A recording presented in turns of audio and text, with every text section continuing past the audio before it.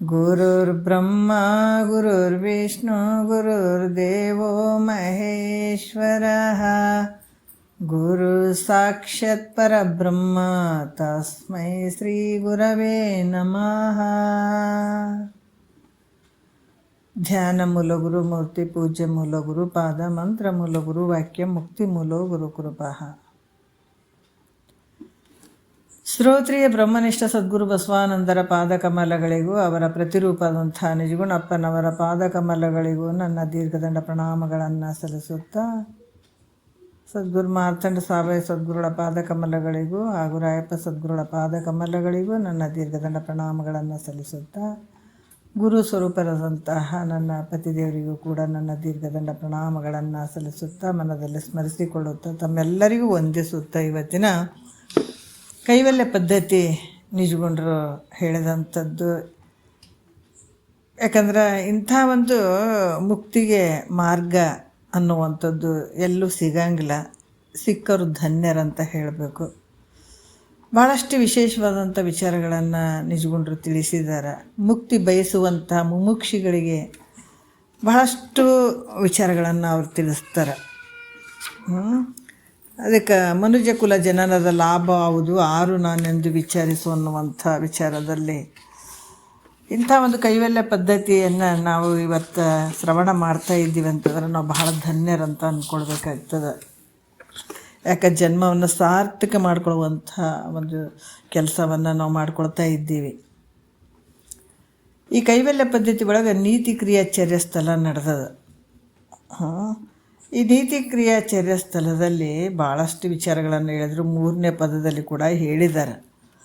ಆವ ಬಲವಿಡಿದು ಅಳುಕದೆ ಅಖಿಳ ದುರಿತವನ ಎಸಗಿ ಜೀವಿಸುವೆ ಮಾಜದ ಉಸುರಲೆ ಮಾನವ ಅಂತ ಹೇಳ್ತಾರೆ. ಜಗತ್ತಿನ ಒಳಗೆ ಭಾಳಷ್ಟು ಜನ ಇದನ್ನು ತಿಳ್ಕೊಳ್ಬೇಕು, ನಾವು ಮನುಷ್ಯನ ಜನ್ಮ ತೊಗೊಂಡು ಬಂದಿದ್ದೀವಿ, ಇದನ್ನು ಸಾರ್ಥಕ ಮಾಡ್ಕೊಳ್ಬೇಕು ಅನ್ನುವಂಥ ಭಾವ ಐತೇನು ಅಂದರೆ ಇಲ್ಲ. ಅದಕ್ಕೆ ಮಹಾತ್ಮರು ಹೇಳ್ತಾರೆ, ನೀನು ಇದನ್ನು ಪಡ್ಕೊಳ್ಳದೆ, ನೀನು ಇದನ್ನು ಪಡ್ಕೊಳ್ಬೇಕನ್ನುವಂಥ ಮನಸ್ಸು ಮಾಡ್ದೇ ಬರೀ ವಿಷಯಾದಿಗಳಲ್ಲಿ ಮುಳುಗಿಬಿಟ್ಟಿಯಪ್ಪ. ಅದಕ್ಕೆ ಜನನ ಮರಣ ಅನ್ನುವಂಥ ಅತ್ಯಂತ ದುಃಖ ಐತೆ. ಇದನ್ನು ಬಿಟ್ಟು ನೀನು ಏನೇನೋ ಮಾಡೋಕ್ಕೆ ಹೋಗ್ತಾ ಇದ್ದೀಯಲ್ಲ, ಮತ್ತು ಈಗ ಮುಂದೆ ಬರುವಂಥ ದುಃಖಗಳ ಬಗ್ಗೆ ನಿನಗೆ ಅರಿವಿಲ್ಲೇನೋ? ಅಷ್ಟು ಹೋಗಲಿ, ಈಗ ವರ್ತಮಾನ ಕಾಲದಾಗ ಎಷ್ಟೋ ದುಃಖಗಳನ್ನು ಅನುಭವಿಸಿದಲ್ಲ, ಇದ್ರ ಬಗ್ಗೆ ನಿನಗೆ ಅರಿವಿಲ್ಲೇನೋ? ಈ ದುಃಖದಿಂದ ಬಿಡುಗಡೆ ಆಗ್ಬೇಕನ್ನುವಂಥ ಭಾವ ನಿನಗಿಲ್ಲೇನೋ? ಯಾವ ಬಲ ಹಿಡ್ಕೊಂಡು ಕೇಸಿ ಇಷ್ಟೆಲ್ಲದರಲ್ಲಿ ಮುಳುಗಿಬಿಟ್ಟಿದಿ, ಇದೇ ಸತ್ಯ ಅಂತ ತಿಳ್ಕೊಂಡಿದಿ, ಎಷ್ಟು ದುಃಖಗಳು ಅದಾವಲ್ಲ ನಿನಗೆ ಅನ್ನುವಂಥ ಎಚ್ಚರಿಕೆಯ ಮಾತುಗಳು ಮಹಾತ್ಮರು ಅದ್ಭುತವಾಗಿ ಹೇಳ್ತಾ ಇದ್ದಾರೆ. ಅವರು ನಿನ್ನೆ ಕೆಲವು ವಿಚಾರಗಳನ್ನು ಹೇಳಿದ್ದಾರೆ. ಅವರು ಇಲ್ಲಿ ಈಗ 3ನೇ ನುಡಿಯನ್ನು ಕೊನೆಯ ಒಂದು ಸ್ವಲ್ಪ ನೋಡ್ಕೊಂಡು ಹೋಗೋಣ. ನಿನ್ನೆ ಹೇಳಿದೆ, ಒಂದು ಸ್ವಲ್ಪ ನೋಡ್ಕೊಂಡು ಹೋಗೋಣ. ಚಿಂತೆ ಬಂದಡಿಗಡಿಗೆ ಮುಸುಕದತಿ ಸುಖವನೋರಂತೆ ನೇಮಿಸಲು ಕಲಿತುದಿದೆ. ವಿಧಿ ವಿಕಾರ ಸಂತತಿಯ ನಗಲಿದವೇ ಸಕಲ ವಿಷಯಾಳಿ ನಿನಗಿಂತೂ ಗುರುಶಂಭುಲಿಂಗದ ನೊಲಿಸದಿರಲು ಅಂತ ಹೇಳ್ತಾರೆ ಅವರು. ಅದಕ್ಕೆ ಏನು ಹೇಳ್ತಾರೆ, ಚಿಂತೆ ಬರ್ತವೆ ಎಲ್ಲರಿಗೆ ಅಲ್ಲ, ಪುನಃ ಅದು ಬಂದು ಇನ್ಮೇಲೆ ಚಿಂತೆನೇ ಬರಬಾರ್ದು. ಅದಕ್ಕಿನ್ನು ಸುಖವನ್ನೇ ಕೊಡ್ಬೇಕಂತ ಏನಾದರೂ ಅಭ್ಯಾಸ ಮಾಡೋದೇನು ಅಂದರೆ ಇಲ್ಲ, ಅದು ಪುನಃ ಮನುಷ್ಯನನ್ನು ಕೊರಗಿಸಿಬಿಡ್ತದೆ. ಅದಕ್ಕೆ ನಿನ್ನೆ ವಿಚಾರದಲ್ಲಿ ಹೇಳಿದರು, ಚಿಂತಾಯಚ್ಛ ಬಿಂದು ಮಾತ್ರೇಣ ವಿಶೇಷತಃ ಚಿತಾದಹತಿ ನಿರ್ಜೀವಿತಂ ಚಿಂತಾದಹತಿ ಜೀವಿತಂ ಅಂತ ಹೇಳಿದರು. ಚಿಂತೆ ಅದು ಈ ರೀತಿ ಮನುಷ್ಯನ ಅದು ಭಾಳಷ್ಟು ತೊಂದರೆಗೆ ತೊಗೊಂಡು ಹೋಗ್ಬಿಡ್ತದಪ್ಪ ಅಂತನ್ನುವಂಥ ವಿಚಾರವನ್ನು ಹೇಳಿ, ಮತ್ತು ವಿಧಿ ಅಂತಂದ್ರೆ ಪೂರ್ವಕರ್ಮ. ಅಂದ್ರೆ ಪೂರ್ವಕರ್ಮವು ಇದು ಏನಾಗ್ತದೆ ಅಂತಂದ್ರೆ, ಪೂರ್ವಕರ್ಮ ಮೊದಲಿನವರಿಗೆ ದುಃಖ ಕೊಡ್ತಿತ್ತು. ವಿಧಿ ಅಂದರೆ ಮೊದಲಿನ ಪೂರ್ವಕರ್ಮ ಏನಿರ್ತದಲ್ಲ, ಮೊದಲಿನವರಿಗೆ ದುಃಖ ಕೊಡ್ತಿತ್ತು, ಈಗಿನವ್ರಿಗೆ ಕೊಡಂಗಿಲ್ಲ ಅಂತ ಏನಾರು ತಿಳ್ಕೊಂಡು ಪಾಪದ ಕೃತಿಗಳನ್ನು ಮಾಡಕತ್ತೀಯೇನ ನೋಡ್ರಿ. ಅದಕ್ಕೆ ಪೂರ್ವದ ಕರ್ಮವು ಮೊದಲಿನವರಿಗೆ ಹೇಗೆ ದುಃಖವನ್ನು ಉಂಟು ಮಾಡ್ತಿತ್ತು, ಮೊದಲ ಹಿಂದಿನ ಕರ್ಮ ಮೊದಲಿನವರಿಗೆ ದುಃಖ ಕೊಡ್ತಿದ್ದೆ. ಅದಕ್ಕೆ ಇಲ್ಲಿ ಏನು ಚೇಂಜ್ ಆಗಿದೆ ಹೇಳು? ಯಾವುದೇ ಚೇಂಜ್ ಆಗಿಲ್ಲ. ಆದರೆ ನಿನ್ನ ಮನಸ್ಸು ಮಾತ್ರ ಹಂಗೆ ಮಾಡ್ಕೊಂಡು ಕುಂತಿದೆ. ಅದಕ್ಕೆ ಹೇಳ್ತಾರೆ ಮೊದಲಿನವ್ರಿಗೆ ಭಾಳ ದುಃಖ ಆಗ್ತೈತೆ ರೀ, ಈಗ ಇಲ್ಲ ನಮಗಿಲ್ಲ ಅಂತೀನು. ಅದಕ್ಕೆ ಮೊದಲು ಹೆಂಗೆ ಅವ್ರಿಗೆ ದುಃಖ ಕೊಡ್ತಿತ್ತು ವಿಧಿ ಪ್ರಕಾರ, ಕರ್ಮದ ಪ್ರಕಾರ, ಅದೇ ಪ್ರಕಾರ ಈಗೂ ಕೂಡ ದುಃಖ ಅದಾವ, ದುಃಖವನ್ನುಂಟು ಮಾಡ್ತದ. ಹೀಗಿದ್ದ ನೀನು ಇಂಥದ್ರ ಮಧ್ಯೆ ನೀನು ಯಾವ ಬಲ ಹಿಡ್ಕೊಂಡು ನೀನು ಇಂಥ ಒಂದು ಕೆಲಸಗಳನ್ನು ಮಾಡಾಕತ್ತೀಯಪ್ಪ ಅಂತ ಕೇಳ್ತಾರೆ ಮಹಾತ್ಮರು, ಹೇಳು ಅಂತಾರೆ. ಮತ್ತು ವಿಕಾರ ಸಂತತಿಯನ್ನು ಅಗಲಿದವೆ ಸಕಲ ವಿಷಯಾಳಿಗಳು. ನೋಡ್ರಿ, ವಿಕಾರ ಸಂತತಿಯನ್ನು ಅಗಲಿದವೆ ಅಂತ ಹೇಳ್ತಾರೆ ಅವರು. ಅದಕ್ಕೆ ಇಲ್ಲಿ ಭಾಳಷ್ಟು ವಿಕಾರ ಸಂತತಿ ಅಂದರೆ ವಿಕಾರಗಳ ಒಂದು ಸಮೂಹ. ಇವೆಲ್ಲ ಏನದಾವ ಇಲ್ಲ, ಇನ್ನು ಸರ್ವ ವಿಷಯಗಳು ವಿಕಾರಗಳ ಸಮೂಹ ಬಿಟ್ಟಿದ್ದಾವೆ. ನಾವು ನಿನಗೆ ಸಕಲ ವಿಷಯಗಳು ಅಂದ್ರೆ ಯಾವುದು ಅಂದ್ರೆ ಇಲ್ಲಿ ನೋಡ್ರಿ, ಸಕಲ ವಿಷಯಗಳು ಅಸ್ಥಿತೆ, ಜಾಯತೆ, ವರ್ಧತೆ, ಪರಿಣಮತೆ, ಅಪೇಕ್ಷೀಯತೆ, ವಿನಶ್ಯತೆ, ಇವು ಷಡ್ಭಾವ ವಿಕಾರ. ಎಲ್ಲ ಶರೀರಕ್ಕೆ ಷಡ್ಭಾವ ವಿಕಾರಗಳು ಅದಾವೆ. ಇವು ವಿಷಯಗಳಿಗೆ ಏನದಾವ, ಸಕಲ ವಿಷಯಗಳು ಇವು ಷಡ್ಭಾವ ವಿಕಾರದಿಂದ ಕೂಡಿದಾವ. ಅಸ್ಥಿತೆ, ಜಾಯತೆ, ವರ್ಧತೆ, ಪರಿಣಮತೆ, ಅಪೇಕ್ಷೀಯತೆ, ವಿನಶ್ಯತೆ ಅನ್ನುವಂಥದ್ದು ಷಡ್ಭಾವ ವಿಕಾರ. ಇವೆಲ್ಲ ನಾನು ಇನ್ನು ಮೇಲೆ ಒಂದಂಗಿಲ್ಲಪ್ಪ, ಮೊದಲೆಲ್ಲ ಮಾಡಿಬಿಟ್ಟು ನಿನ್ನ ಸಾಕಾಗ್ಯದಂತ ಅವೇನಾರು ಬಿಟ್ಬಿಟ್ಟವೇನು, ವಿಕಾರ ಒಂದದನ್ನು ಬಿಟ್ಬಿಟ್ಟವೇನು. ಅದಕ್ಕೆ ನೀನು ಬಿಡು, ಏನು ಪರಮಾತ್ಮನಿಗೆ ಹೋಲಿಸಿದ್ರೇನು ಬಿಟ್ರೇನು, ಇದನ್ನು ತಿಳ್ಕೊಂಡ್ರೇನು ಬಿಟ್ರೇನು, ನನ್ನದ್ರಾಗ ನಾನು ಇರ್ತೀನಂತ ಈ ರೀತಿಲಿಂದ ಏನಾರ ಈಗ ಇದನ್ನು ತಿಳ್ಕೊಳ್ಳೋದೇನೆ ನೀ ಕುಂತಿಯೇನು. ನೋಡ್ರಿ, ಯಾವ ಬಲ ಹಿಡ್ಕೊಂಡು ಕೇಸಿ ಈ ಭಾವವನ್ನು ಮಾಡ್ಕೊಂಡಿದ್ದೀನಿ ನೀನು. ಅದಕ್ಕೆ ಪ್ರತಿಯೊಂದು ವಿಷಯವು ಷಡ್ಭಾವಿಕಾರಗಳನ್ನು ಹೊಂದಿದಾವ. ವಿಷಯಗಳು ಹೆಂಗದಾವಂದ್ರೆ ಷಡ್ಭಾವಿಕಾರಗಳನ್ನು ಹೊಂದಿದಾವ. ಅಂದಮೇಲೆ ಯಾವ ಬಲ ಹಿಡ್ಕೊಂಡು ಈ ಪಾಪದ ಕೃತಿಗಳನ್ನು ಮಾಡ್ತೀಯಪ್ಪ ನೀನು. ದೊಡ್ಡ ಯಾಕಂದ್ರೆ ನಾವು ಅದೇ ಒಂದು ವಿಚಾರ ನಾನು ಹೇಳಿದ್ದೀನಿ, ಪದೇ ಪದೇ ಹೇಳ್ತೀನಿ, ಯಾರಿಗೂ ಒಡೆದು ಬಡ್ದಂಥ ಪಾಪದ ಕೆಲಸ ಅಲ್ಲ ಇದು. ಶರೀರ ನಾನು ಅನ್ಕೊಂಡು ಕುಂತ್ಕೊಂಡದ್ದೇ ದೊಡ್ಡ ಪಾಪದ ಕೆಲಸ, ಮೊದಲನೇ ಮಾತು. ಮತ್ತು ಇದಕ್ಕೆ ಸಂಬಂಧಪಟ್ಟಂಥವು ಇದರಲ್ಲೇ ಮುಳುಗಿ ಬಿಟ್ಟಿರ್ತೀವಲ್ಲ, ಇದೇ ದೊಡ್ಡ ಪಾಪ. ಯಾವಾಗ ನನ್ನನ್ನು ನಾನು ತಿಳ್ಕೊಳ್ಳದೆ ಇದ್ದಾಗ ಅದು ಮಹಾಪಾಪ ಆಗ್ತದದು. ಯಾವಾಗ ನಾನು ಯಾರು ಇದ್ದೀನಿ ಅಂತ ತಿಳ್ಕೊಳ್ಳೋದೇ ಇರುವಂಥದ್ದು ಪಾಪ ಅದು. ಅದಕ್ಕೆ ಮಹಾತ್ಮರು ಹೇಳ್ತಾರೆ, ಅನ್ಯಾಯವಾಗಿ ಈ ಶರೀರವನ್ನು ಹಾಳು ಮಾಡ್ಕೊಳ್ತಾ ಇದ್ದೀರಿ ಅನ್ನುವಂಥದ್ದಕ್ಕೆ ಎಚ್ಚರಿಕೆ ಕೊಡ್ತಾರೆ ಅವರು.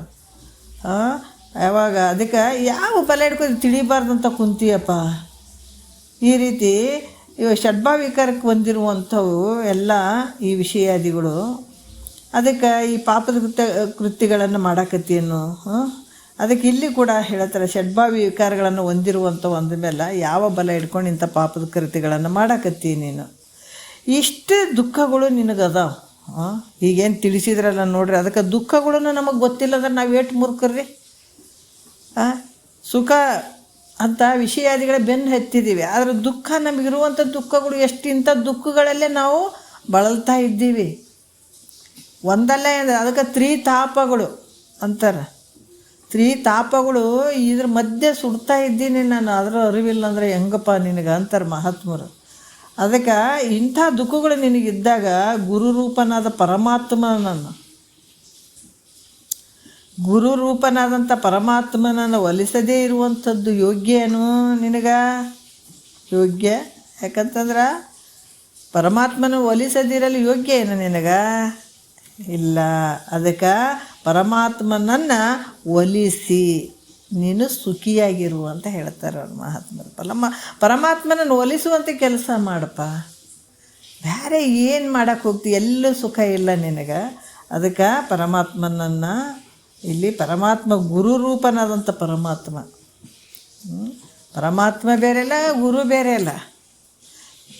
ಅದಕ್ಕೆ ಇಂಥ ಪರಮಾತ್ಮನನ್ನು ಒಲಿಸಿ ನೀನು ಸುಖಿಯಾಗಿರು ಅನ್ನುವಂಥ ಭಾವ. ಅದಕ್ಕೆ ಗುರು ಶಂಭುಲಿಂಗದ ಒಲಿಸದಿರಲು ಹೇಳ್ತಾರೆ ಅವರು. ಯಾವ ಬಲ ಹಿಡ್ಕೊಂಡು ಪರಮಾತ್ಮನನ್ನು ನಾವು ಒಲಿಸಂಗಿಲ್ಲ ಅಂತ ಕುಂತಿ ನೀನು, ಇಂಥ ಮೋಹದಲ್ಲಿ ಬಿದ್ದಿದ್ದಿ ನೀನು ಅಂತ ಅವ್ರು ಎಚ್ಚರಿಕೆ ಮಾಡ್ತಾರೆ. ಅದಕ್ಕೆ ನೀನು ಹುಟ್ಟಿ ಬಂದಿದ್ದೆ ಅಂತಂದಮೇಲೆ ಪರಮಾತ್ಮನನ್ನು ಕಾಣಕ್ಕೆ ಬಂದಿದ್ದಿ ನೀನು. ಸುಮ್ಮನೆ ಉಂಡು ತಿಂದು ಸಾಯಕ್ಕೆ ಬಂದಿದ್ದೇನೆ. ಯಾರಾದರೂ ಒಂದು ಕೆಲಸ ಆದಂತಲೇ ಬೇರೆ ಊರಿಗೆ ಹೋಗ್ತಾರೆ, ಸುಮ್ಮನೆ ಹೋಗ್ತಾರೆ ಯಾರಾದರೂ. ಅಲ್ಲ, ಏನಾರು ಕೆಲಸ ಐತಪ್ಪ, ಇಲ್ಲರಿ ಬಂದೀನಿ ರೀ ಅಂತೇಳಿ ಯಾರನ್ನ ಹೋಗಿ ಬಸ್ ಸ್ಟ್ಯಾಂಡ್ದಾಗ ತಿರುಗಾಡಿ ಬಂದುಬಿಡ್ತೀವೇನು? ಏನಿಲ್ಲ ರೀ, ಬೇರೆ ಸ್ವಲ್ಪ ಕೆಲಸ ಇತ್ತು ಬಂದೀವಿ ಅಂತೀವಿ, ಯಾರೇ ಆಗಲಿ.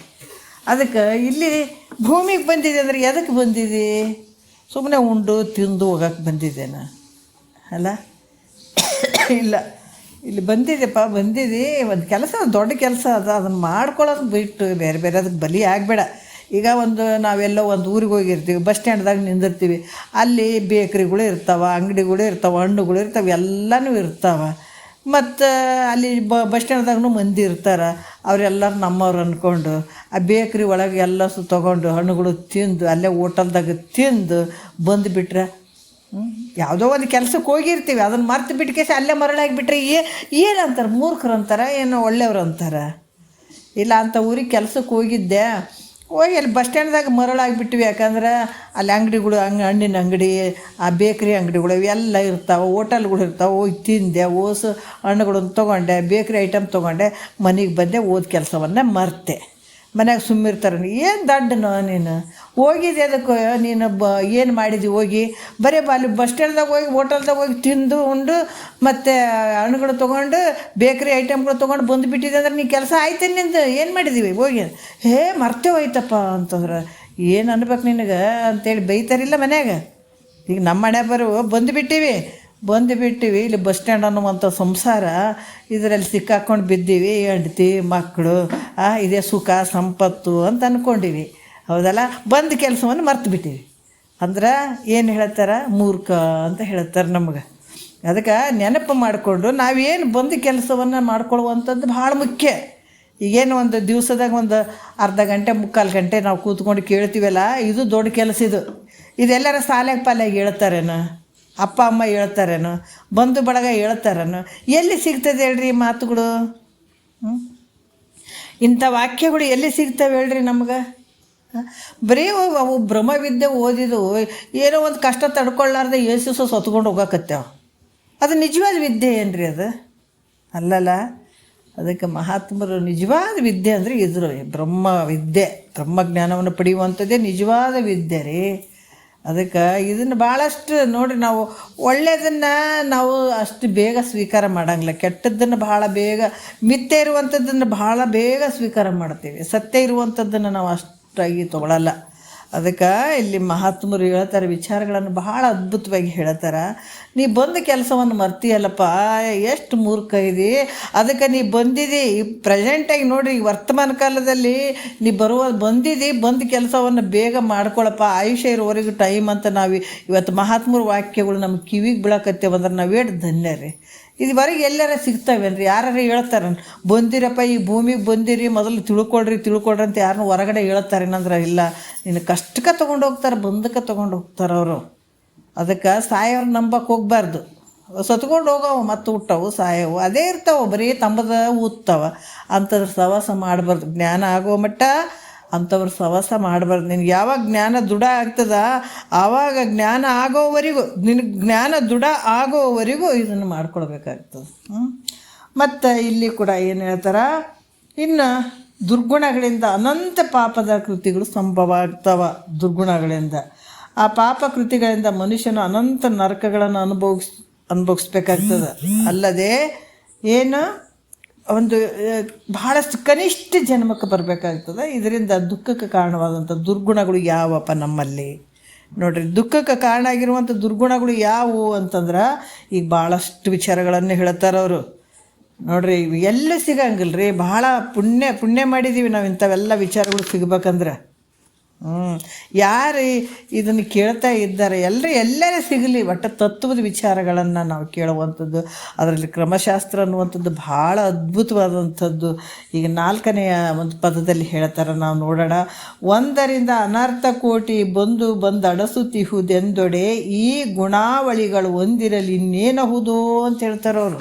ನೋಡ್ರಿ, ಅದ್ಭುತವಾಗಿ ಹೇಳ್ತಾರೆ ಅವರು. ಮನುಷ್ಯನಿಗೆ ಒಂದು ಗುಣ ಇದ್ರೆ, ಒಂದೇ ಒಂದು ಗುಣ ಇದ್ರೆ ಏನು ಹೇಳ್ತಾರ, ಅನರ್ಥ ಕೋಟಿ ಅನರ್ಥಗಳು ಸಂಭವ ಆಗ್ತಾವಂತ. ಒಂದೇ ದುರ್ಗುಣ ಇತ್ತು ಅಂದ್ರೆ.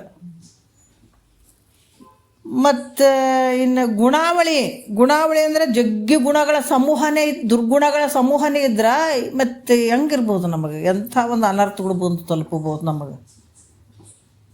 ನೋಡ್ರಿ, ಮಹಾತ್ಮರು ಇದನ್ನು ತಿಳ್ಕೊಂಡು ಇವೆಲ್ಲವುಗಳನ್ನು ಬಿಟ್ಕೊಂಡು ದೊಡ್ಡ ಮಹಾತ್ಮರು ಅದ್ರ ನೋಡ್ರಿ. ಬೇರೆ ಏನಿಲ್ಲ. ನಮ್ಮೊಳಗೆ ನಾವು ತಿಳ್ಕೊಳ್ಳೋದು, ನಮ್ಮಲ್ಲೇ ನಾವು ನೋಡ್ಕೊಳ್ಳೋದು, ನಮ್ಮಲ್ಲೇ ದುರ್ಗುಣಗಳನ್ನೇ ಬಿಟ್ಕೊಳ್ಳೋದು, ಸದ್ಗುಣಗಳನ್ನ ಪ್ರಾಪ್ತಿ ಮಾಡ್ಕೊಳ್ಳೋದು, ನಮ್ಮನ್ನು ನಾವು ತಿಳ್ಕೊಳ್ಳೋಂಥ ಕೆಲಸ ಇದು. ದೊಡ್ಡ ಮಹಾತ್ಮರು ಏನು ಮಾಡಿದ್ರು? ಇದನ್ನು ಮಾಡ್ಕೊಂಡ್ರು ಅವರು. ಅದಕ್ಕೆ ಹೇಳ್ತಾರೆ, ಒಂದರಿಂದ ಒಂದು ದುರ್ಗುಣದಿಂದ ಕೋಟಿ ಅನರ್ಥಗಳು ಬಂದು ಬರ್ತಾವ, ಪ್ರಾಪ್ತಿ ಆಗ್ತಾವ ಅಂದಮೇಲೆ ಇನ್ನು ದುರ್ಗುಣಗಳ ಸಮೂಹನೇ ಇದ್ದಾಗ ಇನ್ನೇನಾಗುವುದು ಅಂತಾರವ್ರು. ನೋಡ್ರಿ, ತಿಳಿಯೋದು ಆಗೋದಪ್ಪ, ಏನು ಮಾಡೋದು? ಅದಕ್ಕೆ ಒಂದರಿಂದ ಅನರ್ಥ ಕೋಟಿ ಬಂದು ಅಡಸುತ್ತಿಹುದೆಂದೊಡೆ ಈ ಗುಣಾವಳಿಗಳು ಒಂದಿರಲಿ ಇನ್ನೇನಹುದು ಅಪ್ಪ. ನೋಡ್ರಿ, ಎಂಥ ಒಂದು ವಿಚಾರ ಹೇಳ್ತಾರ. ಮನುಷ್ಯನಿಗೆ ಒಂದು ಗುಣ ಪ್ರಾಪ್ತಿ ಆದ್ರೆ ದುರ್ಗುಣಗಳ ಸಮೂಹವೇ ಅವನಲ್ಲಿದ್ದಾರೆ. ನೋಡ್ರಿ, ಒಂದೇ ಒಂದು ದುರ್ಗುಣ ಇದ್ರೆ ಕೋಟಿ ಅನರ್ಥಗಳು ಪ್ರಾಪ್ತಿ ಆಗ್ತಾವ. ಆದರೆ ದುರ್ಗುಣಗಳ ಸಮೂಹನೇ ಆತನಲ್ಲಿದ್ರೆ ಎಷ್ಟು ಅನರ್ಥ ಪ್ರಾಪ್ತ ಆಗ್ತವೆ ಹೇಳ್ರಿ. ಹೇಳಲಿಕ್ಕೆ ಬರೋದೇ ಇಲ್ಲ. ಅಷ್ಟು ಅನರ್ಥಗಳು ಲೆಕ್ಕ ಇಲ್ಲದೆ ಬಂದು ಸೇರ್ತಾವ. ಅದಕ್ಕೆ ಒಬ್ಬ ರಾಜ ಯುದ್ಧಕ್ಕೆ ಹೊಂಟನಂತಂದ್ರೆ ನೋಡ್ರಿ, ಅವನ ಮುಂದೆ ಸಾವಿರಾರು ಸೈನಿಕರು ಇರ್ತಾರೆ, ಹೌದಿಲ್ಲ? ಒಬ್ಬ ರಾಜ ಯುದ್ಧಕ್ಕೆ ಹೋಗ್ತಾ ಇದ್ದಂದ್ರೆ ಭಾಳಷ್ಟು ಜನ ಸೈನಿಕರು ಇರ್ತಾರೆ. ರಾಜರ ಸಮೂಹ ಯುದ್ಧಕ್ಕೆ ಹೊರಟ್ರೆ ಅವನ ಮುಂದೆ ಹೋಗ್ತಕ್ಕಂಥ ಸೈನಿಕರ ಮತ್ತು ದಂಡಾಳುಗಳು ಈ ಲೆಕ್ಕ ಹತ್ತದೇನು? ಇಷ್ಟು ಮಂದಿ ಸೈನಿಕರನ್ನು ಅಂತ ಹೇಳೋಕ್ಕಾಗ್ತದೇನೋ, ದಂಡಾಳುಗಳು ಅಂತ ಹೇಳೋಕ್ಕಾಗ್ತದೆ ಹತ್ತಂಗಿಲ್ಲ, ಆ ಲೆಕ್ಕ ಹತ್ತಂಗಿಲ್ಲ. ಹಾಗೆ ಒಂದು ದುರ್ಗುಣ ಇದ್ರೆ ಕೋಟಿ ಅನರ್ಥಗಳು ಬಂದು ಪ್ರಾಪ್ತ ಆಗ್ತಾವ ಅಂತ ಹೇಳ್ತಾರೆ ಮಹಾತ್ಮರು. ಅದಕ್ಕೆ ದುರ್ಗುಣಗಳ ಸಮೂಹವೇ ಇದ್ರೆ ಅದಕ್ಕೆ ಲೆಕ್ಕನೇ ಇಲ್ಲ, ಇಷ್ಟು ಅಂತ ಹೇಳೋಕ್ಕೆ ಬರೋಂಗಿಲ್ಲ. ಅದರಿಂದ ಮನುಷ್ಯ ದುರ್ಗುಣಗಳಿಂದ ನಿವೃತ್ತನಾಗಿ ಸದ್ಗುಣಿಯಾಗಬೇಕು ಅಂತ ಹೇಳ್ತಾರೆ ಮಹಾತ್ಮರು.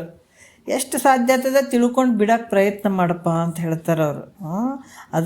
ಅದರಿಂದ ಮನುಷ್ಯನು ದುರ್ಗುಣಗಳನ್ನು ನಿವೃತ್ತನಾಗಿ ಸದ್ಗುಣಗಳನ್ನು ಅಲ್ಲಿ ಪ್ರಾಪ್ತಿ ಮಾಡಿಕೊಂಡಾಗ ಅದರ ಆನಂದನೇ ಬೇರೆ. ಮತ್ತು ರೊಕ್ಕ ಪಕ್ಕ ಗಳಿಸೋಕೆ ಹೋಗ್ತೀವಿ, ಕಷ್ಟ ಇರಲಾರ್ದಾಗ್ತದೇನ್ರಿ? ಇಲ್ಲಿ ಏನು ಹೇಳ್ಯಾರ? ನಿಮ್ಮ ದುರ್ಗುಣಗಳನ್ನು ಬಿಟ್ಕೊಳ್ರಪ್ಪ ಅಂತ ಹೇಳಕತ್ತಾರೆ. ಈಗ ರೊಕ್ಕ ಮಾಡ್ತೀವಿ ನೋಡ್ರಿ, ನಾವು ಒಟ್ಟಿಗೆ ಬಟ್ಟಿಗೆ ಬೇಕಂತೇಳ್ಬಿಟ್ಟು ಹೆಂಡತಿ ಮಕ್ಕಳಿಗೆಲ್ಲ ಸಾಕ್ಬೇಕಂತೇಳ್ಬಿಟ್ಟು ಯಾವಾಗ ನೌಕರಿ ಹತ್ತದ ಅಲ್ಲಿಂದ 60 ವರ್ಷ ತನಕ ನಾವು ಎಷ್ಟು ಕಷ್ಟಪಟ್ಟು ದುಡಿತೀವಲ್ಲ, ಅದೇ ನಮ್ಮತ್ತೇನು ಭಾಳ ಖುಷಿ ಐತೇನು, ಸುಖ ಐತೇನು ಅದ್ರಾಗ? ಒಂದು ದಿವಸನೇ ನಮ್ಗೆ ಟೈಮ್ ಇಲ್ಲರಿ ಅಂತೇಳಿ 60 ವರ್ಷ ರಿಟೈರ್ಮೆಂಟ್ ಆಗೋವರೆಗೂ ದುಡಿಬೇಕಾಗ್ತದೆ ಮನುಷ್ಯನಿಗೆ. ಆದ್ರೆ ಇಲ್ಲಿ ಕೂಡ ಇದಕ್ಕೆ ನಮ್ಗೆ ಕಷ್ಟನೇ ಆಗಬಾರ್ದ್ರಿ ಅಂದರೆ ಹೆಂಗ್ರಿ? ಅದಕ್ಕೆ ಇಲ್ಲಿ ಏನಿಲ್ಲ, ನೀನು ದುರ್ಗುಣಗಳು ಏನು ಅದಾವ ಅದನ್ನು ಕಂಡು ಹಿಡ್ಕೊಂಡು ನಾವೇ ಮೆಲ್ಲಕ್ಕೆ ಬಿಟ್ಕೊಳ್ಳೋದು ಅಷ್ಟೇ. ಮತ್ತು ಅದನ್ನು ಸುಖಕ್ಕಾಗಿ ಬಡ್ದಾಡ್ದಂಥದ್ದು, ಇದನ್ನು ದೊಡ್ಡ ಸುಖ ಇದು. ಅದು ನಾಶ ಆಗಿ ಹೋಗುವಂಥ ಸುಖ. ನಾವೇನು ಅಷ್ಟು ವರ್ಷ ಬಡಿದು ರೊಕ್ಕ ಪಕ್ಕ ಮಾಡಿ ಮನಿ ಮಾಡಿದಾಗ ಕೂಡ ಅದರಷ್ಟು ನೆಮ್ಮದಿ ಇಲ್ಲ. ಅದು ನೆಮ್ಮದಿ ಐತೇನಂದ್ರೆ ನೆಮ್ಮದಿ ಇಲ್ಲ. ಅದು ನಿಜವಾದ ಸುಖ, ಯಾವಾಗಲೂ ಇರುವಂಥ ಸುಖ ಆನಂದ ಏನಂದ್ರೆ ಇಲ್ಲ. ಆದ್ರೆ ಇದೇನು ಮಾಡ್ಕೊಳ್ತೀವಲ್ಲ, ಇದು ನಿಜವಾದ ಸುಖ, ಇದು ಯಾವಾಗಲೂ ಇರುವಂಥದ್ದು. ಹಾಗಾಗಿ ಇಲ್ಲಿ ಕೂಡ ಯಾವ ದುರ್ಗುಣಗಳು ಅಂತಂದ್ರೆ ಮುಂದೆ ಹೇಳ್ತಾರೆ ಯಾವ ರೀತಿ. ಒಂದನೇ ನುಡಿ ನೋಡೋಣ. ನಮ್ಮಲ್ಲಿರುವಂಥವೇ ಹೇಳ್ತಾರೆ ನೋಡ್ರಿ, ಮಂದಿವಲ್ಲ ಇದು ಕನ್ನಡ. ಅದಕ್ಕಂದ್ರೆ ಅಂತರಂಗದ ಕನ್ನಡಿ ಇರುವಂಥದ್ದು ಇದು ವೇದಾಂತ. ಅದಕ್ಕೆ ನಮ್ಮಲ್ಲಿರುವಂಥವು ಏನೇನು ಹೇಳ್ತಾರೆ ನಾವು ನೋಡ್ಕೊಳ್ಳೋಣ. ಒಂದನೇ ನುಡಿಯಲ್ಲಿ ಮದ, ಲೋಭ, ಮಾನ, ಮೋಹ, ಕದನ, ಕರ್ಕಶ, ಯೌವನದ ಸೋಂಪು, ಸೊಬಗು, ಸಂಪದ, ಸತ್ಕುಲೋದಯ, ಪುರಿದ ಲಾವಣ್ಯ, ರೂಪು, ಮದನ, ವಿಕಾರ ಸಿದ್ಧಿಸಿದ ವಾದ, ವಶ್ಯ ಮತ್ತು ವರ್ಣದೊದವ ಅನೀತಿಗಳೋಳು ಅಂತ ಹೇಳ್ತಾರೆ ನೋಡ್ರಿ. ಭಾಳಷ್ಟು ವಿಚಾರಗಳನ್ನು ಅವರು ಹೇಳ್ತಾರೆ. ಈಗ ಮದ ಅನ್ನುವಂಥದ್ದು ಕೆಲವು ವಿಚಾರಗಳನ್ನು ಅವರು ಹೇಳ್ಕೊತ ಹೋಗ್ತಾರೆ. ಮದ ಅಂದ್ರೆ ಗೊತ್ತದ ನಮಗೆ, ನಾವು ಎಲ್ಲ ನಮ್ಮಲ್ಲಿ ಮದ ಇರ್ತಾವೆ. ಯಾಕಂದ್ರೆ ಎಲ್ಲಕ್ಕಿಂತ ನಾನೇ ದೊಡ್ಡವನು, ನಾ ಪಂಡಿತ ಇದೀನಿ, ನಾ ಶ್ರೀಮಂತ ಇದೀನಿ, ನನ್ನಂಥವ್ರು ಯಾರೂ ಇಲ್ಲ, ಹೌದಾ? ಈ ರೀತಿ ಅಂದ್ಕೊಂಡ್ಬಿಡೋದು, ಅಂಥರ ಯಾರಿಲ್ಲ ಅಂತ ಅಂದ್ಕೊಳ್ಳೋದು, ಅನ್ಯರನ್ನು ತಿರಸ್ಕಾರ ಮಾಡುವಂಥದ್ದು. ಇವೆಲ್ಲ ಸಾಮಾನ್ಯವಾಗಿ ಎಲ್ಲ ವರ್ಗಗಳಲ್ಲಿ ಈ ಥರ ಅಹಂಕಾರ ಅನ್ನುವಂಥದ್ದು, ಈ ಮದ ಅನ್ನುವಂಥದ್ದು ಇರ್ತದೆ. ಇದು ಯಾವ ರೀತಿ ತಂದೆ ಪ್ರತಿಷ್ಠಿತೆಯನ್ನು ಎತ್ತಿ ಹೇಳ್ಕೊಳ್ಳುವಂಥದ್ದು, ಇನ್ನೊಬ್ಬರನ್ನು ತಿರಸ್ಕಾರ ಮಾಡ್ಕೊಳ್ಳುವಂಥದ್ದು, ಇದಕ್ಕೆ ಮದ ಅಂತ ಹೇಳ್ತಾರೆ. ಈ ಮದದಾಗ 8 ಪ್ರಕಾರ ಅದಾವೆ ನೋಡ್ರಿ. ಈ ಮದ ಅನ್ನುವಂಥದ್ದು ನಾನೇ ಶ್ರೇಷ್ಠ ಎಲ್ಲರಿಗೂ ಬಂತು. ನಾನೇ ಪಂಡಿತದೀನಿ, ನಾನೇ ಚಂದ ಹೇಳ್ತೀನಿ, ನನಗೆ ನಾನೇ ಈಗ ಹೇಳೋರದ್ರಾಗೂ ಮದ ಇಲ್ಲ ಅಂತ ಅನ್ಬೇಡ್ರಿ. ಹೇಳೋರದ್ರಾಗೂ ಮದ ಇರ್ತದೆ. ಯಾಕಂದ್ರೆ ನನ್ನಷ್ಟು ತಿಳಿದೋರೇ ಯಾರಿಲ್ಲ, ನನ್ನಂಗೆ ಹೇಳೋರೇ ಯಾರಿಲ್ಲ, ಹೌದಾ? ಮತ್ತು ನಾನೇ ಎಲ್ಲನೂ ಹೇಳುವಂಥದ್ದು ಅಂತ ಇವ್ರ ಬಳಿನೂ ಮದ ಇರ್ತದೆ. ಮತ್ತು ಬೇರೆ ಲೌಕಿಕದಾಗೂ ಹಲವಾರು ಮದಗಳು ಇರ್ತಾವೆ. ಈ ಮದಗಳಲ್ಲಿ 8 ಪ್ರಕಾರವಾದಂಥ ಮದಗಳು ಅದಾವೆ. ಅವು ಯಾವಂದ್ರೆ ಕುಲ ಮದ, ಬಲ ಮದ, ಧನ ಮದ, ರೂಪ ಮದ, ಯೌವನ ಮದ, ವಿದ್ಯೆ ಮದ, ರಾಜ್ಯ ಮದ, ಅಧಿಕಾರದ ಮದ. ಇವು ನೋಡ್ರಿ, ಇವು 8 ಮದಗಳು ಇರುವಂಥದ್ದು. ಮದಗಳಲ್ಲಿ 8 ಮದಗಳು ಅದಾವೆ. ಅದಕ್ಕೆ ಇಂಥ ಮದಗಳಲ್ಲಿ ಇವುಗಳಲ್ಲಿ ಯಾವುದಾದ್ರೂ ಒಂದು ಮದ ಮನುಷ್ಯನಿಗೆ ಪ್ರಾಪ್ತಿ ಆಯ್ತಂದ್ರೆ ಅದು ಅನರ್ಥ ಹೊಂದುತ್ತಾನ ಅಂತ ಹೇಳ್ತಾರೆ ಮಹಾತ್ಮರು. ಈ ಕುಲ ಮದ ಅನ್ನುವಂಥದ್ದು, ನಂದು ಕುಲ ದೊಡ್ಡದು, ಇವ್ರ ಕುಲ ಸಣ್ಣದು, ಅಥವಾ ನಾನೇ ಶ್ರೇಷ್ಠ ಅಂತ ಅನ್ನುವಂಥದ್ದು ಕೂಡ ಇದು ಒಂದು ಮದ. ಆಮೇಲೆ ಬಲ ಮದ, ನನ್ನ ಶಕ್ತಿ ಶೌರ್ಯವಂತ ಅನ್ನೋದೀನಿ, ನನ್ನ ಸರಿ ಯಾರಿಲ್ಲ ಅನ್ನುವಂಥ ಒಂದು ಮದ ಇದೊಂದು. ಅಧಿಕಾರದ ಮದ, ನಾನು ದೊಡ್ಡ ಆಫೀಸರ್ ಇದ್ದೀನಿ, ದೊಡ್ಡ ಮಿನಿಸ್ಟ್ರ್ ಇದ್ದೀನಿ, ಈ ರೀತಿಯಾಗಿ ನಾನು ಇಂಥ ಒಂದು ಅಧಿಕಾರಿ ಇದ್ದೀನಿ ಅನ್ನುವಂಥ ಒಂದು ಇರ್ತದಲ್ಲ, ಅದು ಕೂಡ ಒಂದು ಮದ ನೋಡ್ರಿ. ಇವೆಲ್ಲ ನಮ್ಮನ್ನು ತುಳಿಯುವಂಥ ಇವೆಲ್ಲ. ಅದಕ್ಕೆ ಮತ್ತು ಧನ ಮದ, ನನ್ನಲ್ಲಿರುವಂಥ ದುಡ್ಡು ಯಾರ ಹತ್ರ ಇಲ್ಲ, ಅಷ್ಟು ದುಡ್ಡು ನನಗೈತೆ ಅನ್ನುವಂಥ ಬರುವಂಥ ಮದ ಅನ್ನುವಂಥದ್ದು. ರೂಪ ಮದ, ನಾನು ಭಾಳ ಸುಂದರವಾಗಿದ್ದೀನಿ, ಚೆಂದಾಗಿದ್ದೀನಿ ಅನ್ನುವಂಥ ಮದ, ಇದು ಕೂಡ ಭಾಳಷ್ಟು ಅನರ್ಥವನ್ನು ಉಂಟು ಮಾಡ್ತದೆ. ಯೌವನ ಮದ, ಯೌವನ ಸಂದರ್ಭದಲ್ಲಿ ಆಗುವಂಥ ಮದ, ಅದು ಕೂಡ ಭಾಳಷ್ಟು ಅನರ್ಥವನ್ನು ಮಾಡ್ತದೆ. ವಿದ್ಯೆ ಮದ, ನಾನು ಅಷ್ಟು ಓದಿನಿ ಇಷ್ಟು ಓದಿನಿ ಅಂತ ತಿಳ್ಕೊಳ್ಳುವಂಥದ್ದು, ಇದು ಕೂಡ. ರಾಜ್ಯ ಮದ, ಅಧಿಕಾರದ ಮದ, ಇವೆಲ್ಲ ಏನು ಹೇಳ್ತಾರೆ ಅವರು. ಇವುಗಳಲ್ಲಿ ಯಾವುದಾದ್ರೂ ಒಂದು ಮದ ಆತಗೆ ಇತ್ತು ಅಂತಂದರೆ, ಯಾಕಂದ್ರೆ ಅವನು ಅನರ್ಥವನ್ನೇ ಹೊಂದುತ್ತಾನ ಅಂತ ಹೇಳ್ತಾರೆ. ಅನರ್ಥ ಹೊಂದುತ್ತಾನ. ಅಲ್ಲರಿ ಮತ್ತು ನಮ್ಮ ಕಣ್ಣಿಗೆ ಬೇಕಾದಂಗೆ ಇರ್ತಾರಲ್ಲ ಅಂತ ಅನ್ಬೋದು. ಅದೆಲ್ಲ ಮುಂದೆ ನಡೀತದೆ ಅದೆಲ್ಲ. ಇವೆಲ್ಲ ಯಾವ ರೀತಿ ಅನರ್ಥ ಅಂತಂದಾಗ ಅವ್ರಿಗೆ ಇಲ್ಲಿ ಬರ್ಲಾರ್ದಂಗೆ ಮಾಡ್ತದೆ, ಒಳ್ಳೆ ಮಾರ್ಗವನ್ನು ಸಿಗಲಾರ್ದಂಗೆ ಮಾಡ್ತಾವೆ. ಇವು ಮದಗಳು ಏನು ಮಾಡ್ತಾವೆ ಅಂತಂದ್ರೆ ಭಾಳಷ್ಟು ಅನರ್ಥ ಮಾಡ್ತಾವೆ. ಮತ್ತು ಇಲ್ಲಿ ಕೂಡ ಹೇಳ್ತಾರೆ ಈ ಅನರ್ಥವನ್ನು. ಯಾಕಂದ್ರೆ ಮದದಿಂದ ನಾವು ಹಿಂದಿನ ಒಂದು ಇತಿಹಾಸಗಳಲ್ಲಿ ಅಥವಾ ಪುರಾಣ ಎಲ್ಲ ಕಡೆ ನೋಡಿದಾಗ, ಈಗ ನಾವು ರಾವಣಂದೇ ತಗೊಳ್ರಿ. ಯಾಕಂದ್ರೆ ಮದದಿಂದ ಕೂಡಿದಂಥ ರಾವಣ ಏನು ಮಾಡಿದ, ಅನರ್ಥವನ್ನೇ ಹೊಂದಿದ. ಭಾಳ ಐಶ್ವರ್ಯ ಇತ್ತತನ ಬಲ್ಲಿ, ಏನು ಇರಲಿಲ್ಲೇನೋ. ಇವನಂತ ಐಶ್ವರ್ಯವಂತರು ಯಾರು ಇರಲಿಲ್ಲ. ಅಗ್ನಿದೇವ ಈತನ ಮನೆಯಲ್ಲಿ ಅಡುಗೆ ಮಾಡ್ತಿದ್ನಂತ ನೋಡ್ರಿ, ರಾವಣನ ಮನೆಯಲ್ಲಿ ಅಗ್ನಿದೇವ. ಅಗ್ನಿದೇವ ಅಡುಗೆ ಮಾಡ್ತಿದ್ದ, ವಾಯುದೇವ ಕಸ ಗುಡಿಸ್ತಿದ್ದಂಥ ರಾವಣನ ಮನೆಯಲ್ಲಿ ನೋಡ್ರಿ. ಮತ್ತು ನವಗ್ರಹಗಳನ್ನು, ಯಾಕಂದ್ರೆ ಅಲ್ಲಿ ಆ ಪಾವಟಿಗಳ ಥರ ಮಾಡಿದ್ರಂತ ರಾವಣನ ಮನೆಯಲ್ಲಿ, ನವಗ್ರಹಗಳನ್ನು ಪಾವಟಿಗೆ ಥರ ಮಾಡಿ ಮೆಟ್ಟಿಲ ಥರ. ಮತ್ತು ಇದಲ್ಲದೆ ರಾವಣ 4 ವೇದಗಳಲ್ಲಿ ಪಾರಂಗತನಾಗಿದ್ದಂತ ನೋಡ್ರಿ, 4 ವೇದಗಳಲ್ಲಿ ರಾವಣ. ಮತ್ತು ಶಿವನಲ್ಲಿ ಮಹಾಭಕ್ತಿ ಉಳ್ಳಂಥವ್ನು ರಾವಣ ನೋಡ್ರಿ, ಶಿವನಲ್ಲಿ ಮಹಾಭಕ್ತಿ ಉಳ್ಳಂಥವನು. ಇದಕ್ಕೆ ಸಾಕ್ಷಿ ಅಂದರೆ ಶಿವನ ಆತ್ಮಲಿಂಗವನ್ನೇ ತಂದು ಭೂಮಿಯನ್ನು ಕೈಲಾಸವನ್ನಾಗಿ ಮಾಡಿದ ಯಾರು? ರಾವಣ ಆತ್ಮಲಿಂಗವನ್ನೇ ತಂದನು ನೋಡ್ರಿ. ಯಾಕಂತಂದ್ರೆ ಇಂಥ ರಾವಣನಿಗೆ ಒಂದು ಮದ ಯಾವಾಗ ಬಂತು, ತಕ್ಷಣದಲ್ಲೇ ನಷ್ಟತೆ ಹೊಂದುವಂಥವನಾದ. ಅವಾಗೇ ಇತ್ತು ರಾವಣ ಅಂತ ಅನ್ಬೇಡ್ರಿ, ಈಗೂ ಕೂಡ ಹಾಗೆ ಅದ. ಈಗ ಇಲ್ಲಂತಿಲ್ಲ, ಈಗ ಅದ. ಯಾರಷ್ಟು ಮದದಿಂದ ಕೂಡಿರ್ತಾರೋ ಅವ್ರ ಅನರ್ಥವನ್ನು ಒಂದೇ ಹೊಂದುತ್ತಾರ. ಅದರಿಂದ ಮದ ಅನ್ನುವಂಥ ಒಂದು ದುರ್ಗುಣ ಅನಂತ ಅನರ್ಥವನ್ನು ಮಾಡ್ತದೆ. ಅದರಿಂದ ಮನುಷ್ಯ ಮದ ಅನ್ನುವಂಥ ದುರ್ಗುಣಗಳನ್ನು ಬಿಡಬೇಕಾಗ್ತದೆ. ಮದ ಅನ್ನುವಂಥದ್ದನ್ನು ಇದನ್ನು ಬಿಡಬೇಕು. ಅದಕ್ಕೆ ಕೆಲವು ಸಲ ಹೇಳ್ತಾರಲ್ಲ, ಜೇಕು ಯಾವತ್ತೂ ಸ್ವಲ್ಪ ತಲೆ ಬಗ್ಗಿಸ್ಕೊಂಡೆ ನಿಂತರೆ ಎಂಥ ಮಳೆ ಗಾಳಿ ಬಂದರೂ ಕೂಡ ಅಲುಗಾಡಂಗಿಲ್ಲ ಅದು.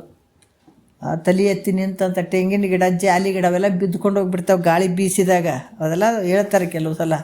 ಅದು ತಲೆ ಎತ್ತಿ ಹಿಂಗೆ ಮಾಡ್ತಿರ್ತಾವೆ, ಒಂದು ಗಾಳಿ ಬೀಸಿದರೆ ಎಲ್ಲ ಬಿದ್ದುಕೊಂಡು ಹೋಗ್ಬಿಡ್ತಾವೆ. ಒಂದು ಜೇಕು ತಲೆ ಬಗ್ಗೆ ನಿಂತಿರ್ತದೆ, ಅದು ಯಾವತ್ತೂ ಇರ್ತದೆ. ಅದಕ್ಕೆ ಮಹಾತ್ಮರು ಬಹಳಷ್ಟು ವಿನಯತೆಯಿಂದ ಇರಬೇಕಾಗ್ತದೆ. ಅಂತ ಹೇಳ್ತಾರೆ. ಮದ ಅನ್ನುವಂಥ ತಲೆಗೇರಿಸ್ಕೊಳ್ಳುವಂಥದ್ದಲ್ಲ, ಅದು ಒಳಗೆ ನಿನ್ನನ್ನು ನುಂಗಿ ಬಿಡುವಂಥದ್ದದು. ಹಾಗಾಗಿ ಇಂಥ ಮದ ಅನ್ನುವಂಥ ದುರ್ಗುಣ ಬಿಡಬೇಕಾಗ್ತದ ಅಂತ ಹೇಳ್ತಾರೆ ಅವರು. ಮತ್ತು ಲೋಭ ಅಂದರೂ ಕೂಡ ಇದು ತಾನು ತಿನ್ನಂಗಿಲ್ಲ, ಅನ್ಯರಿಗೂ ಕೊಡದೇ ಇರುವಂಥ ಧನ, ಬುದ್ಧಿ ಲೋಭ ಅಂತ ಹೇಳಿಸ್ಕೊಳ್ತದೆ. ಯಾಕಂದ್ರೆ ತನ್ನಲ್ಲಿರ್ತಕ್ಕಂಥ ಧನವೇ ಮೊದಲಾದ ಪದಾರ್ಥಗಳನ್ನು ಅನ್ಯರಿಗೆ ಕೊಡಬಾರ್ದು ಅನ್ನುವಂಥ ಭಾವ ಇರುವಂಥದ್ದು ಈ ಬುದ್ಧಿ ಲೋಭ ಅಂತ ಹೇಳಿಸ್ಕೊಳ್ತದೆ. ಯಾಕಂದ್ರೆ ಈ ಲೋಭ ಏನು ಮಾಡ್ತದೆ ರೀ, ಇದು ಭಾಳ ಕೆಟ್ಟದ್ದು, ನಿನ್ನನ್ನು ಹಾಳು ಮಾಡ್ತದಂತ. ಇವು ಯಾರಿಗೆ ಬೇರೆದವ್ರಿಗೆ ಹಾಳು ಮಾಡಂಗಿಲ್ಲ, ಇವು ನಿನ್ನನ್ನು ಹಾಳು ಮಾಡ್ತದೆ. ಈ ಲೋಭ ಇತ್ತಂದ್ರೆ ಮನುಷ್ಯನಿಗೆ ಈ ಕರುಣೆ ಅನ್ನುವಂಥ ಗುಣವನ್ನು ನಷ್ಟ ಮಾಡಿಬಿಡ್ತದೆ. ಮನುಷ್ಯನಲ್ಲಿರುವಂಥ ಕರುಣೆಯನ್ನು ನಷ್ಟ ಮಾಡಿಬಿಡ್ತದೆ. ಈ ಲೋಭದಿಂದ ಮನುಷ್ಯನಿಗೆ ನೋಡ್ರಿ ಜಾಸ್ತಿ ದುಡ್ಡು ಗಳಿಸ್ಬೇಕು, ದುಡ್ಡು ಕೂಡಿ ಇಡಬೇಕನ್ನುವಂಥ ಬುದ್ಧಿ ಬರ್ತದೆ. ಇದು ಯಾವಾಗ ಇಂಥ ಆಸೆಯಿಂದ ಕೂಡ್ಕೊಂಡಂಥ ಮನುಷ್ಯ ನೋಡ್ರಿ ದುಡ್ಡನ್ನು ಗಳಿಸ್ಬೇಕನ್ನುವಂಥದ್ದು, ಕೂಡಿಸಿಡಬೇಕು, ಅದನ್ನು ಗಳಿಸ್ಬೇಕನ್ನುವಂಥ ನೆವದಲ್ಲಿ ಸುಳ್ಳು ಹೇಳೋಕ್ಕೆ ಶುರು ಮಾಡ್ತಾನೆ. ಇತರರಿಗೆ ಪರರಿಗೆ ಮೋಸ ಮಾಡೋಕ್ಕೆ ಶುರು ಮಾಡ್ತಾನೆ, ಕಳುವು ಮಾಡ್ತಾನೆ, ಕೊಲೆ ಮಾಡ್ತಾನೆ. ಮತ್ತು ಈ ಯಾಕಂದ್ರೆ ಏನು ಅದು ದುಡ್ಡು ಯಾವುದರಿಂದ ಸಿಗ್ತದೆ, ಅದು ಧರ್ಮ ಅದು ಅಧರ್ಮ ಅದು ಅಂತ ವಿಚಾರ ಮಾಡಂಗಿಲ್ಲ, ದುಡ್ಡು ಸಿಕ್ಕರೆ ಸಾಕಪ್ಪ ಅನ್ನುವಂಥ ಭಾವಕ್ಕೆ ಬರ್ತಾನೆ. ಇದು ಲೋಭ ಅಂತ ಹೇಳಿಸ್ಕೊಳ್ತದೆ. ಈ ಲೋಭ ಗುಣವನ್ನು ನಾನಾ ಪ್ರಕಾರವಾಗಿ ಪಾಪದ ಕೆಲಸಗಳನ್ನು ಮಾಡಿಸ್ತದೆ ಲೋಭತ್ವ. ಅರ್ಥ ಮಾಡ್ಕೋಬೇಕು. ಇದು ಹೆಂಗೆ ಮಾಡ್ತದಪ್ಪ ಅಂತಂದ್ರೆ ಈ ನರಕಕ್ಕೆ ಈ ಮನುಷ್ಯನಿಗೆ ನರಕ ದುಃಖವನ್ನು ಉಂಟು ಮಾಡ್ತದೆ. ಇದು ನರಕ ದುಃಖವನ್ನು ಉಂಟು ಮಾಡಲಿಕ್ಕೆ ಕಾರಣ ಆಗಿರುವಂಥದ್ದು ಇದು ಲೋಭತ್ವ. ನಾವು ತಿಳ್ಕೊಳ್ತೀವಿ, ಇಲ್ಲರಿ ನಾವು ದುಡ್ಡು ಗಳಿಸ್ಬೇಕಲ್ರಿ, ನಾವು ಇಡ್ಬೇಕು, ಹಿಡ್ರಿ ಬೇಡ ಅನ್ನಂಗಿಲ್ಲ. ಆದ್ರೆ ಅದು ಎಷ್ಟು ನಿನಗೆ ಎಷ್ಟು ಬೇಕೋ ಅಷ್ಟು ಬಳಸ್ಕೊಂಡು ಹೆಚ್ಚಾದದ್ದನ್ನು ಇಡು. ಆದ್ರೆ ಯಾರಿಗೂ ದಾನ ಧರ್ಮ ಮಾಡದೇ ಇದ್ರೆ ಎಷ್ಟು ನಷ್ಟ ಆಗ್ತದೆ. ಮಹಾತ್ಮರು ಅದಕ್ಕೆ ಹೇಳ್ತಾರೆ, ದಾನ ಧರ್ಮ ಮಾಡಲಿಲ್ಲ ನಿನ್ನ ಕರಗಳು. ಯಾವಾಗ ನಿನ್ನ ಕರಗಳು ಕೈಗೆ ಭೂಷಣ ಯಾವುದು? ದಾನ ಧರ್ಮ ಮಾಡುವಂಥದ್ದು. ಯಾವಾಗ ನಿನ್ನ ಕೈ ದಾನ ಧರ್ಮ ಮಾಡೋದು ಆಗಲಿಲ್ಲ ಅಂತಂದಾಗ ಅಲ್ಲಿ ಏನಾಗ್ತದೆ, ತೀರ್ಥಕ್ಷೇತ್ರ ನೋಡೋಕ್ಕಾಗಂಗಿಲ್ಲ, ಹೋಗೋಕ್ಕಾಗ್ತದೇನು?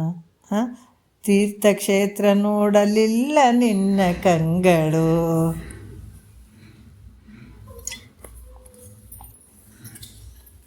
ನಿನ್ನಲ್ಲಿ ನಾವು ಭಾಳಷ್ಟು 90% ನೋಡ್ತೇವೆ. ಯಾವಾಗ ಲೋಭತ್ವ ಇತ್ತು ಅಂದ್ರೆ ಆ ಮನುಷ್ಯ ಮನೆ ಬಿಟ್ಟು ಹೋಗಂಗಿಲ್ಲ. ಬರೀ ದುಡ್ಡು ಗಳಿಸ್ಬೇಕಂತ ದುಡ್ಡು ಇಟ್ಟಿದ್ದಂದ್ರೆ ಅದು ನೋಡ್ಕೊತ ಕೂಡ್ತಾನೆ ವಿನಃ ಅಥವಾ ಒಬ್ಬರಿಗೆ ಕೈ ಎತ್ತಿ ದಾನ ಮಾಡಂಗಿಲ್ಲ. ಎಲ್ಲೋ ಒಂದು ತೀರ್ಥಯಾತ್ರೆಗೆ ಹೋಗ್ಬೇಕನ್ನುವಂಥ ಭಾವ ಬರೋಂಗಿಲ್ಲ. ಅದು ಎಷ್ಟು ನಷ್ಟ ಮಾಡಿಬಿಡ್ತದೆ ಈ ಲೋಭತ್ವ ಅನ್ನುವಂಥದ್ದು. ಅದಕ್ಕೆ ದಾನ ಧರ್ಮ ಮಾಡಲಿಲ್ಲ ನಿನ್ನ ಕರಗಳು, ತೀರ್ಥಕ್ಷೇತ್ರ ನೋಡಲಿಲ್ಲ ನಿನ್ನ ಕಂಗಳು, ಸದ್ವಿಚಾರ ಕೇಳಲಿಲ್ಲ ನಿನ್ನ ಕಿವಿಗಳು. ನೋಡ್ರಿ, ಸದ್ವಿಚಾರ ಕಿವಿಗೆ ಬೀಳಲಿಲ್ಲ, ಬರಲಿಲ್ಲ ಬಾಯಿಯಿಂದ ಹಿತದ ನುಡಿಗಳು. ಹಿತದ ನುಡಿಗಳು ಯಾವಾಗ ಬರ್ತಾವ್ರಿ ಬಾಯಿಯಿಂದ? ಇವೆಲ್ಲ ನಷ್ಟ ಆಗಿಬಿಡ್ತಾವ. ಅದಕ್ಕೆ ಮಹಾತ್ಮರು ಹೇಳ್ತಾರೆ, ನಿನಗೆ ನರಕ ದುಃಖವನ್ನು ಉಂಟು ಮಾಡಿಸ್ಲಿಕ್ಕೆ ಈ ಲೋಭತ್ವ ಅನ್ನುವಂಥದ್ದು ದೊಡ್ಡ ಕಾರಣ ಆಗ್ತದೆ. ಮಹಾತ್ಮರು ಹೇಳ್ತಾರೆ, ಬರೀ ಲೋಭತ್ವ ರೊಕ್ಕ ಪಕ್ಕ ಇಟ್ಕೋಬೇಡ, ಎಲ್ಲ ನಮಗೆ ಕೊಡ್ರಿ ಅಂತಾರೇನ್ರಿ ಮಹಾತ್ಮರು ಅಂತ ಅನ್ಬೋದು. ಅರ್ಥ ಆಯ್ತಲ್ಲ? ಮಹಾತ್ಮರದ್ದು ಏನು ಕೆಲಸ ಇರ್ತದೆ? ಕಷ್ಟಪಟ್ಟು ದುಡಿದ್ರೆ ಗೊತ್ತಿದ್ದಿತ್ತ, ಬರೀ ದಾನ ಮಾಡ್ರಿ. ಯಾರ ಸಲಹೆ ಹೇಳಕತ್ತಾರ ದಾನ ಧರ್ಮ ಮಾಡ್ರಿ ಅಂತ? ನಿನ್ನ ಸಲಹೆ ಹೇಳ್ತಾರ. ಅದಕ್ಕೆ ನೀ ಏನು ಒಳ್ಳೇದು ಮಾಡ್ಕೊಂಡು ನಿನಗೆ ಲಾಭ ಅದ. ಇದರಿಂದ ಏನಾಗ್ತದಂದ್ರೆ ನಿನಗೆ ಮುಂದೆ ದುಃಖ ಐತಪ್ಪ, ರವ ರವ ರವ ನರ್ಕ ಐತೆ. ಅದಕ್ಕೆ ಅದನ್ನು ಮಾಡೋಕ್ಕೆ ಹೋಗ್ಬೇಡ ಅಂತ ನಿನಗೆ ತಿಳಿಸಿ ಹೇಳ್ತಾರೆ. ಇದು ನಿನಗೆ ಲಾಭ ಐತಿ, ಏನು ಮಾಡಿದ್ರೆ ನಿನಗೆ ಲಾಭ ಐತೆ. ನಮಗೇನು ನಮ್ಮ ಬುದ್ಧಿಗಳು ಹೆಂಗೆ ಅದಾವಂತಂದ್ರೆ, ನಮಗಿವತ್ತು ಆರಾಮಿರಲಿಲ್ಲ ಅಂದ್ರೆ ನಮಗೆ ಒಂದು ತಾಸ್ದಾಗ ಆರಾಮಾಗಿ ಬಿಡಬೇಕು. ಏನು ಹೆಂಗಂಗನೋ ಆಗ್ತದಂತಂದ್ರೆ ನಮಗೇನಿಲ್ಲ, ನಾಳೆಗೆ ಕಡಿಮೆ ಆಗಿಬಿಡ್ಬೇಕು. ಮುಕ್ತಿ ಆಗ್ತದ್ರೆ ಇವತ್ತು ನಾವು ಕೇಳಿದ್ರೆ ನಾಳೆಗೆ ಮುಕ್ತಿ ಆಗಿಬಿಡ್ಬೇಕು. ನಮಗೇನೇನು ಆಗ್ತದೆ ಅದು ನಾಳೆಗೆ ಆಗಿಬಿಡ್ಬೇಕು ಅಥವಾ ತಕ್ಷಣ ಆಗಿಬಿಡ್ಬೇಕು. ಅಂಥ ಬುದ್ಧಿ ಉಳ್ಳವ್ರು ನಾವು. ಮಹಾತ್ಮರು ಹೇಳ್ತಾರ,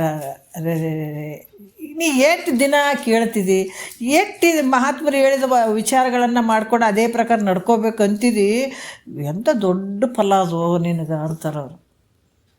ಮುಂದೆ ಎಲ್ಲನಾದ್ರು ನಿನಗಾದ ಮತ್ತು ಯಾರೇನು ಕಸ್ಕೋತಾರನ್ನಿದು ನೀ ಮಾಡಿದ್ದೀನ ಯಾರಾದ್ರೂ ಕಸ್ಕೋತಾರೇನು? ಯಾರಿಲ್ಲ. ಇದು ಸಂಪತ್ತು. ಅದಕ್ಕೆ ಅಮ್ಮ ಒಂದು ಹಾಡು ಹೇಳಿದ್ರು ಭಾಳ ಚಂದ. ಎಂಥದ್ದು ಗಳಿಸ್ಬೇಕು ಸಂಪತ್ತು, ಯಾರಿಗೆ ಗೊತ್ತಾಗದೇ ಇರುವಂಥ ಸಂಪತ್ತನ್ನು ಗಳಿಸ್ಬೇಕು. ಭಾಳ ಅದ್ಭುತವಾದಂಥ ಹಾಡು ಹೇಳಿದ್ರಿ. ಇವಾಗ ಎಂಥ ಸಂಪತ್ತು ಗಳಿಸ್ಬೇಕು, ಎಂಥ ಸಂಪತ್ತು, ಜನರಿಗೆ ತಿಳಿಯದೇ ಇರುವಂಥ ಸಂಪತ್ತು, ಕಾಣದೇ ಇರುವಂಥ ಸಂಪತ್ತು, ಗೊತ್ತಾಗದೇ ಇರುವಂಥ ಸಂಪತ್ತು, ಇದನ್ನು ಗಳಿಸೋ ಸಂಪತ್ತು. ಈಗೇನು ಮುಕ್ಕಾಲು ಗಂಟೆ ಕುಂತು ಕೇಳ್ತೀವಲ್ಲ, ಈ ಸಂಪತ್ತು ಗಳಿಸ್ರಪ್ಪ ಅಂತಾರೆ ಮಹಾತ್ಮರು. ಈ ಸಂಪತ್ತು ಬೇಕಪ್ಪ. ಅದಕ್ಕೆ ಈ ಸಂಪತ್ತು ಗಳಿಸ್ಬೇಕಾದ್ರೆ ಕೆಲವೊಂದನ್ನು ಇವನ್ನ ಬಿಟ್ಕೊಳ್ಬೇಕಾಗ್ತದೆ ನೋಡ್ರಿ. ಯಾಕಂದ್ರೆ ನಮ್ಮಲ್ಲಿ ಇರುವಂಥವು ನೋಡ್ರಿ, ಬಂಗಾರ ಏನು ಸುಮ್ಮನೆ ಸಿಗ್ತದೇನ್ರಿ? ಬಂಗಾರ ಎಲ್ಲೈತೆ? ಭೂಮಿ ಒಳಗೈತೆ. ಅದನ್ನು ಫಿಲ್ಟ್ರ್ ಮಾಡಿ ಬಂಗಾರ ಅಂತ ತೊಗೊಳ್ತೀವಿ. ಅದಕ್ಕೆ ನಮ್ಮಲ್ಲಿ ಫಿಲ್ಟ್ರ್ ಆಗಬೇಕಾಗ್ಯದಲ್ಲ. ಇವೆಲ್ಲ ಮಣ್ಣು ಕಲ್ಲುಗಳಿದ್ದಂಗೆ ಇವು. ಈ ದುರ್ಗುಣಗಳು ಏನು ಅದಾವ ಅಂದ್ರೆ ಈ ಮಣ್ಣು ಕಲ್ಲಿದ್ದಂಗೆ. ಅವು ಫಿಲ್ಟ್ರ್ ಮಾಡಿ ಅವ್ನು ತೆಗೆದು ಬಿಸಾಕ್ಬಿಡ್ಬೇಕು, ನಮಗೆ ಬಂಗಾರ ಸಿಗ್ತದೆ ಒಳಗೆ. ಅದಕ್ಕೆ ಈ ದುರ್ಗುಣಗಳನ್ನು ನಾವು ತೆಗಿಬೇಕಾಗ್ತದೆ. ಅದಕ್ಕೆ ಲೋಭತ್ವ ಅನ್ನುವಂಥ ದುರ್ಗುಣ ಅನ್ನುವಂಥದ್ದು ಭಾಳ ಅನರ್ಥನ ನಮಗೆ ಮಾಡ್ತದಪ್ಪ. ಅದ್ರಾಗ ನೀವು ಹೋಗ್ಬೇಡ ಅನ್ನುವಂಥದ್ದು. ಮತ್ತು ಇಲ್ಲಿ ಕೂಡ ಮಾನ ಅನ್ನುವಂಥದ್ದು ನೋಡ್ರಿ, ಭಾಳಷ್ಟು ವಿಚಾರಗಳನ್ನು ಅವರು ಹೇಳ್ತಾರೆ. ಸನ್ಮಾನ ಅನ್ನುವಂಥದ್ದು, ಮಾನ ಸನ್ಮಾನ ಅಂದರೆ ತನಗೆ ಪೂಜ್ಯತೆ ಇಲ್ಲದಿದ್ದರೂ ಕೂಡ ಪೂಜ್ಯತ್ವದ ಈ ಆಸೆಯನ್ನು ಮಾಡುವಂಥದ್ದು. ಯಾಕಂತಂದ್ರೆ ಇಂಥ ಮಾನವ ಮನುಷ್ಯನಿಗೆ ಅನರ್ಥವನ್ನು ಉಂಟು ಮಾಡ್ತದೆ. ತನಗೆ ಕರೆದುಬಿಟ್ಟು ಸನ್ಮಾನ ಮಾಡಬೇಕು, ಮತ್ತು ತನಗೆ ಎಲ್ಲರೂ ದೊಡ್ಡವರು ಅಂತ ಅನ್ನಬೇಕು, ಮತ್ತು ತನ್ನನ್ನೇ ಪೂಜಿಸಬೇಕು. ಎಂಥದ್ದು ನೋಡ್ರಿ, ಎಂಥದ್ದು ಭಾಳ ಈ ಥರ ಇರುವಂಥದ್ದು. ತನಗೆ ಕರಿಬೇಕು, ತನಗೆ ಸನ್ಮಾನ ಮಾಡಬೇಕು, ತಾನೇ ದೊಡ್ಡವನು ಅಂತ ಅನ್ನಬೇಕು, ಮತ್ತು ತನಗೆ ಪೂಜಿಸಬೇಕು. ಈ ರೀತಿ ಬುದ್ಧಿ ಇರುವಂಥದ್ದು. ಇದರಿಂದ ಕೂಡ ದುಃಖವನ್ನು ಹೊಂದುತ್ತಾನೆ. ಈ ಭಾವ ಕೂಡ ಇರಬಾರ್ದು ಮನುಷ್ಯನಲ್ಲಿ. ಈ ಮಾನದಿಂದ ಏನು ಮಾಡಿದ, ದುರ್ಯೋಧನ ಕೆಟ್ಟು ಹೋದನು ನೋಡ್ರಿ. ಹೆಂಗಂದ್ರೆ ಭಾಳಷ್ಟು ವಿಚಾರಗಳು ಹೇಳ್ತಾರೆ ಅವರು. ಇದು ಹಿಂಗೆ ಇರ್ಬೇಕು, ನನಗೆ ಹಿಂಗೆ ಅಂದರೆ ಭಾಳ ದೊಡ್ಡವನು ಅನ್ನಬೇಕು, ನನಗೆ ಪೂಜಿಸಬೇಕು, ನಾನೇ ಶ್ರೇಷ್ಠ ಅನ್ನುವಂಥ ಭಾವ. ಒಮ್ಮೆ ಕೃಷ್ಣ ಭಗವಂತ ಈ ದುರ್ಯೋಧನ ಸಭೆಗೆ ಬಂದಾಗ ಪರಮಾತ್ಮ ಬಂದನಂತ ಎಲ್ಲರೂ ಎದ್ದು ನಿಂತರು. ದುರ್ಯೋಧನ ಸಭೆಗೆ ಬಂದಿರ್ತಾನೆ ಶ್ರೀಕೃಷ್ಣ ಪರಮಾತ್ಮ, ಎಲ್ಲರೂ ಎದ್ದು ನಿಂದಿರ್ತಾರೆ. ಆಗ ದುರ್ಯೋಧನನ ನಾನು ಪೂಜ್ಯನಾಗಿದ್ದೇನೆ, ನಾನು ಯಾಕೆ ಹೇಳ್ಬೇಕು ಅಂತ ನೋಡ್ರಿ. ಅತ್ತಗ ನಾನು ಎಲ್ಲರ ಕಡೆಯಿಂದ ನಾನು ಪೂಜ್ಯನಾಗಿದ್ದೀನಿ, ಎಲ್ಲರೂ ನನ್ನನ್ನು ಪೂಜೆ ಮಾಡುವಂಥವ್ರು, ನಾನು ದೊಡ್ಡವನದೀನಿ ಅನ್ನುವಂಥ ಭಾವ. ನಾನೇ ಕೇಳಬೇಕು ಅನ್ನುವಂಥದ್ದು. ನಾನು ಮಾನವುಳ್ಳಂಥವನಾಗಿದ್ದೀನಿ, ನನಗೂ ಎಲ್ಲರೂ ಪೂಜ್ಯ ಭಾವನೆಯಿಂದ ನೋಡ್ತಾ ಇದ್ದಾರೆ ಅಂತ ತಿಳಿದು ಎದ್ದು ನಿಲ್ಲಿಲ್ಲ ದುರ್ಯೋಧನ.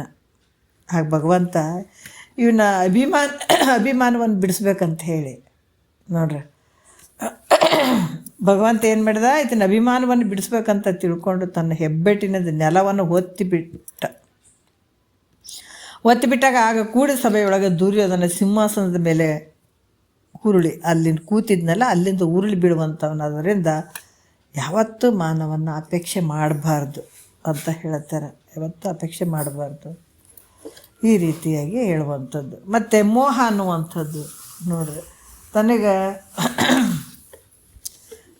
ಪ್ರಾಪ್ತಿಯಾಗಿರುವಂಥ ವಸ್ತುವಿನಲ್ಲಿ ಅತಿ ಪ್ರೀತಿಯನ್ನು ಇಡುವಂಥದ್ದು ಏನದ, ತನಗೆ ಏನು ಪ್ರಾಪ್ತಿಯಾಗಿರ್ತದೆ ಆ ಪ್ರಾಪ್ತಿಯಾದಂಥ ವಸ್ತುವಿನ ಮೇಲೆ ಭಾಳಷ್ಟು ಪ್ರೀತಿ ಇಡುವಂಥದ್ದು.